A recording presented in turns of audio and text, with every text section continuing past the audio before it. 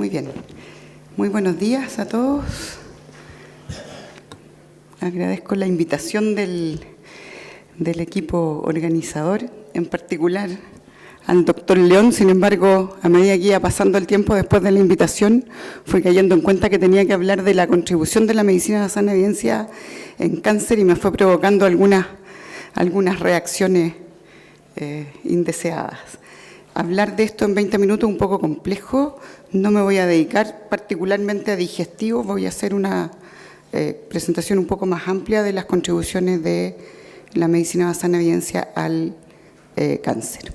De los aquí presentes, ¿quiénes son clínicos que ven pacientes? La gran mayoría, ¿cierto? ¿Y quiénes son investigadores que no ven pacientes? ¿Solo investigador? Unos pocos. ¿Y quiénes hacen las dos cosas? Unos poquitos. Entonces estoy bien ahí, ¿cierto? Porque la mayoría de los clínicos lo que hacemos es ver pacientes. Unos poquitos clínicos hacen las dos cosas.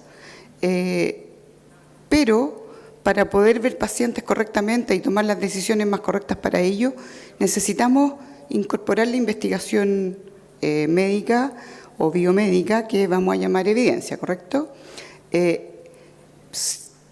¿Qué es lo que hace la medicina basada en evidencia en este contexto?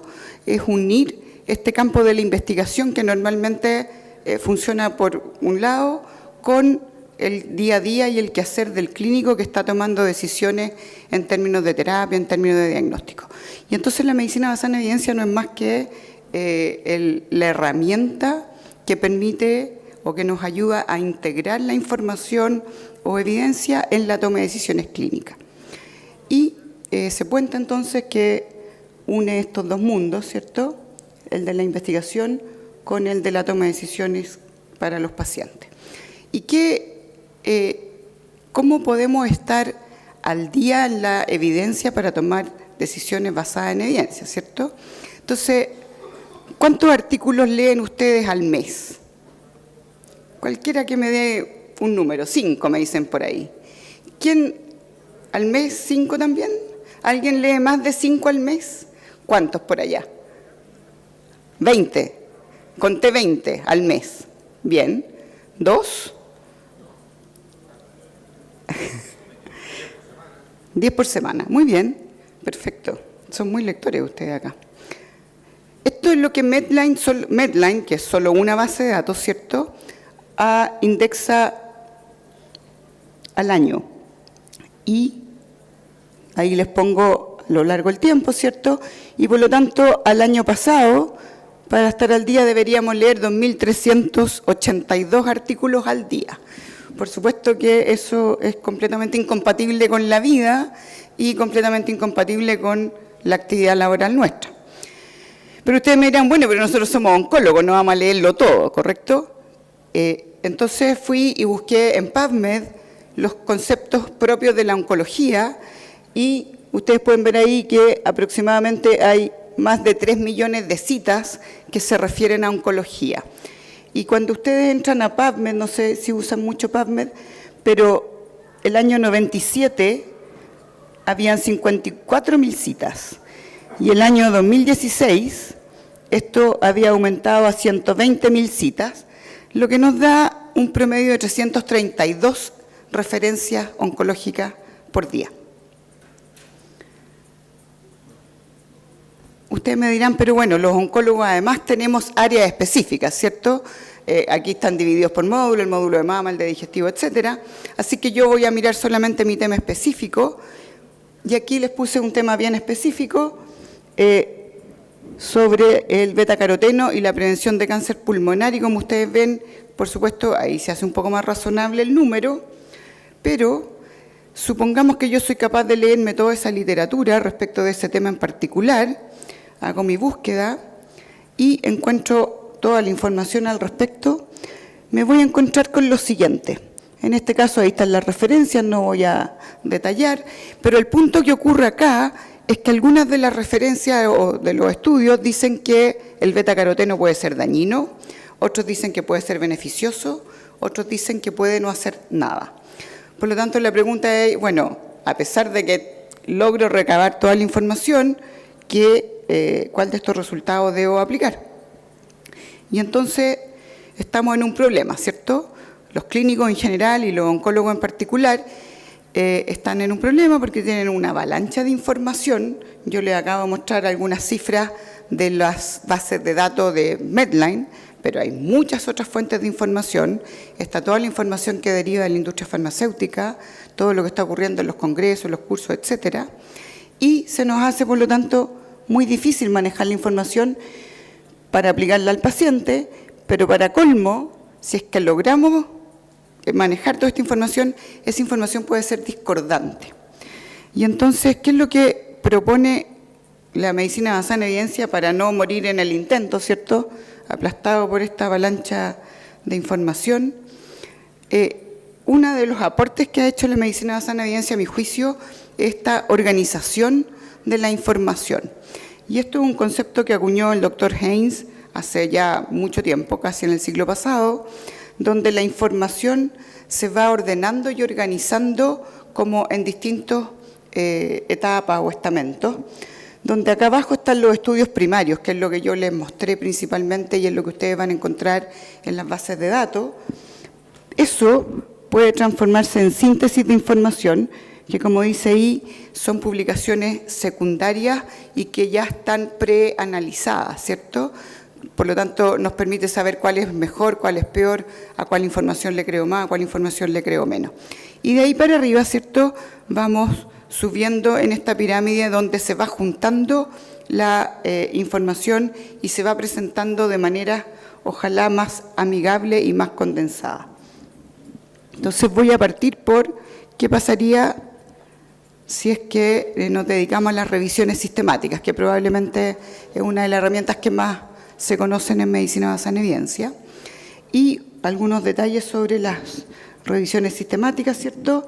Primero, la revisión sistemática requiere un método explícito para reducir el sesgo, o sea, un tipo de investigación científica que tiene una metodología que es reproducible y que trata de no tener error sistemático.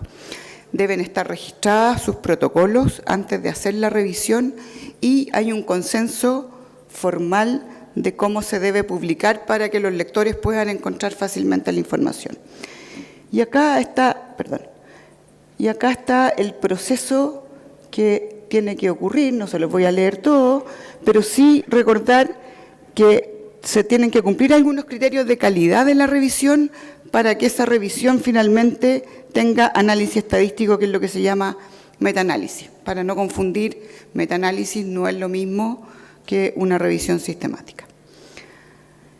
Y entonces, yendo a la pregunta específica esta de la vitamina A y la prevención de cáncer pulmonar, hay un metaanálisis, una revisión sistemática de la Cochrane, que cumple todos los criterios de calidad y por lo tanto hicieron un metaanálisis, este es el forest plot del metaanálisis, y me imagino que la mayoría sabe leerlo, ¿cierto? ¿Y qué es lo que dice respecto de la vitamina A y la prevención de cáncer pulmonar? ¿Alguien me puede leer eso?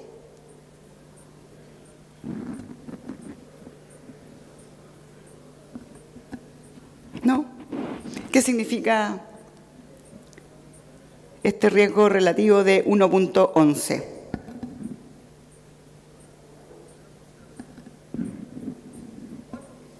¿Alguien? ¿Qué es mejor? No tomar betacaroteno, ¿sí? ¿Por ahí llegan a decir algo?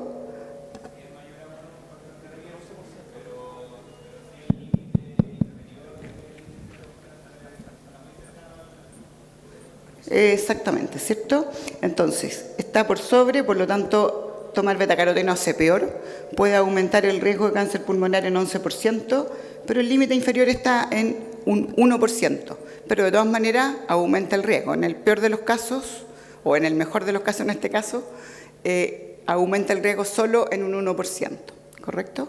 Por lo tanto, el betacaroteno debería estar contraindicado al menos para esta prevención de cáncer pulmonar. Ojo sí que esto es para los pacientes de alto riesgo, que son los pacientes fumadores y los pacientes que han estado expuestos a asbestos. No así en la población de bajo riesgo, donde el riesgo relativo de 1.04 con un intervalo de confianza demasiado amplio. Entonces, la revisión sistemática tiene algunas ventajas para ayudarnos a mantenernos al día y tomar buenas decisiones. Y ahí les recuerdo los números que les había comentado.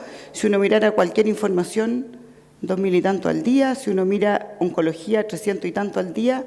Y si solo miráramos las síntesis o las revisiones sistemáticas, este es un estudio que salió en el BMC Cancer de septiembre o agosto de este año, recientemente.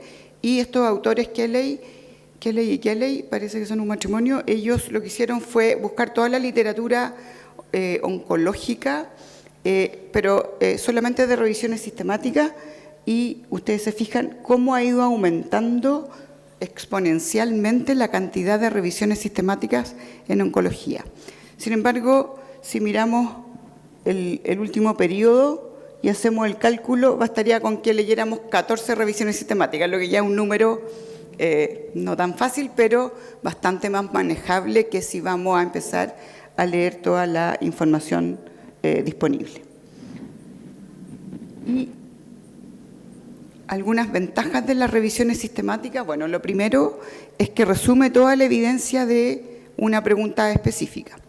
Por lo tanto, les facilita a nosotros los clínicos manejar una gran cantidad de información, y como tiene un método explícito para reducir el riesgo, está en un alto nivel de evidencia para tomar decisiones fundamentadas en ella. La revisión sistemática puede ser solamente descriptiva o cualitativa, pero si lo permite las condiciones y el tipo de estudio, se puede hacer un combinado o un análisis estadístico, que es lo que se llama metaanálisis, y ese resultado entonces va a tener mucho mayor poder estadístico que lo que va a tener los estudios por separado, y además va a tener mayor representatividad o aplicabilidad. Además, la revisión sistemática, y esto es súper importante me parece a mí en oncología, identifica los gaps de conocimiento. Cuando se hace la revisión se puede saber con precisión qué es lo que se sabe y dónde falta investigación para determinar los beneficios o daños de una determinada terapia. Hay bases de datos de revisiones sistemáticas, ahí les voy a mostrar dos que se las voy a mostrar enseguida. Y el otro concepto, que también lo vamos a ver más adelante, es que la revisión sistemática solamente resume la información, pero no hace recomendaciones. Las recomendaciones deben derivar de las guías clínicas, pero la revisión sistemática es el ingrediente fundamental del desarrollo de una guía clínica. Y aquí la base de datos que les quiero mostrar es epistemónicos. No sé cuánta gente conoce acá epistemónicos. Harta gente.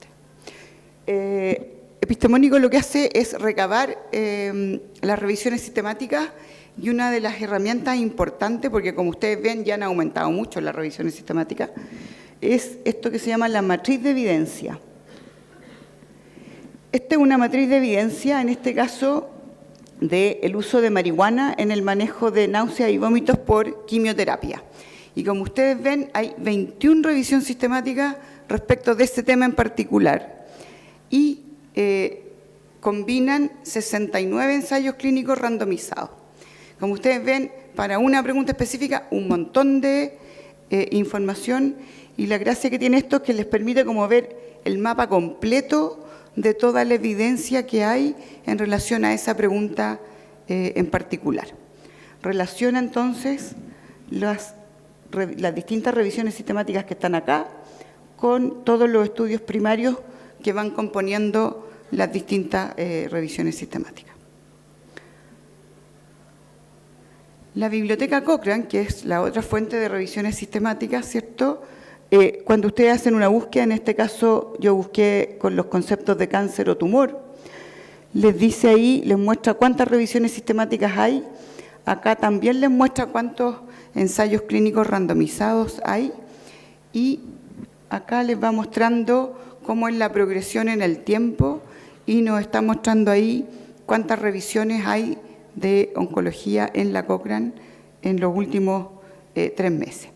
Y acá solamente mostrarles algunos ejemplos, ¿cierto? la revisión más nueva es de olanzapina para la prevención y tratamiento de también las náuseas y los vómitos. Parece ser ese es un tema de mucho interés últimamente. Y acá lo que les quiero mostrar es que cómo se reporta una revisión sistemática. La Cochrane lo que pide es un protocolo muy extenso, con mucha información, y en el caso de la olanzapina no se los mostré, pero créanme, es un informe de 150 páginas o 160 páginas aproximadamente. Entonces, si bien reducimos la cantidad de referencias, aumentamos demasiado el contenido del artículo. Y entonces les voy a dar algunos tips de cómo el clínico puede mirar este reporte en consideración a sus tiempos. Y lo primero importante es esta figura 1, donde se hace como el resumen de todo lo que se revisó, lo que se encontró, cómo se fue reduciendo, ¿cierto?, lo que se fue eliminando, y uno puede tener todo el detalle de por qué se eliminó y por qué no. Y lo otro importante es esto de acá, donde está el análisis crítico de qué tan bien hecho o cuál es el riesgo de sesgo de cada uno de los estudios incorporados en la revisión sistemática, con un formato bien amigable de semáforos, ¿cierto? Verdes que está bien, que se cumple, amarillos que no sabemos o precaución, y rojo es que no se cumple. Y por último, una de las cosas más novedosas que está ocurriendo es este formato de resumen. Esto es la Summary of Finding Tables, que ahora es una exigencia de todas las revisiones sistemáticas de la Cochrane, donde en 2 paginitas en realidad se resume toda la información que da la revisión sistemática.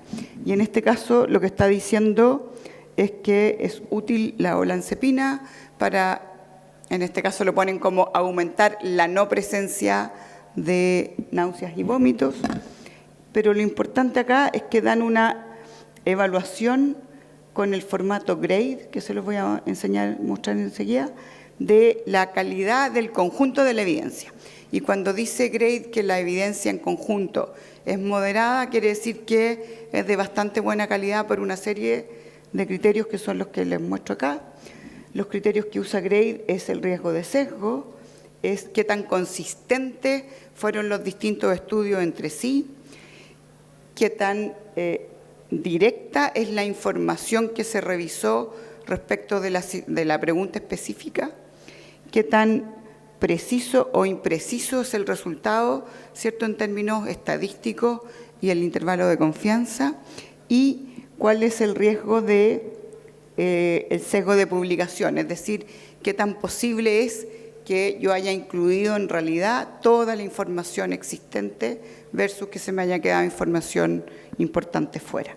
Y en función de todos estos criterios se determina si la confianza o la certeza de la evidencia es alta, moderada, baja o muy baja.